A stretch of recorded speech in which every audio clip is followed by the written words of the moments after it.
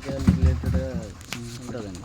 ఈ బూడిద గుమ్మడికాయలు చాలామంది యూజ్ చేయరు, కానీ మనం బూడిద గుమ్మడికాయల రసాన్ని కూడా యూజ్ చేస్తాం. ఈ బూడిద గుమ్మడికాయల రసం వల్ల మనకు పంచగవ్యకి ఇంకా బెటర్ రిజల్ట్ ఉంటుందండి.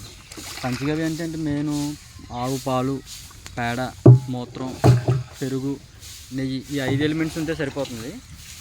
దానికి తోడు మనం ఈ బూడిద గుమ్మడికాయ అనేది యూజ్ చేస్తామండి. అది కూడా మనం ఫ్రెష్ బూడిద గుమ్మడికాయలు తెచ్చుకుంటామండి, టన్నేజ్ లెక్క తెచ్చుకుంటాం. తీసుకున్న తర్వాత దీన్ని ఈ విధంగా మనం లిక్విడ్ ఫామ్లోకి తీసుకొచ్చిన తర్వాత పంచగవ్య అక్కడ ఉందండి. ఆ పంచగవ్యలోన కొంత మోతాదులో దీన్ని మిక్స్ చేసి కస్టమర్స్కి పంపిస్తుంటాం. మనం మ్యానుఫ్యాక్చరర్స్ కాబట్టి లీటర్ 90 రూపీస్కి ఇస్తుంటాం. బయట ఇంత క్వాలిటీ మెయింటైన్ చేయరు. మన పంచగవ్య అనేది ఆ 5 ఎలిమెంట్స్తో పాటు బెల్లం, కళ్ళు, చెరుకు రసం, అరటిపళ్ళు, తర్వాత ఎండు ఖర్జూరం ఉంటుంది చూసారండి, అది పాడైపోయింది. మనకి దీనికి యూజ్ అవుతుందండి. అది ఆల్రెడీ ప్రిపేర్ అవుతున్న పంచగవ్య. ఇది వేసి అరౌండ్ ఒక 11 డేస్ అవుతుంది.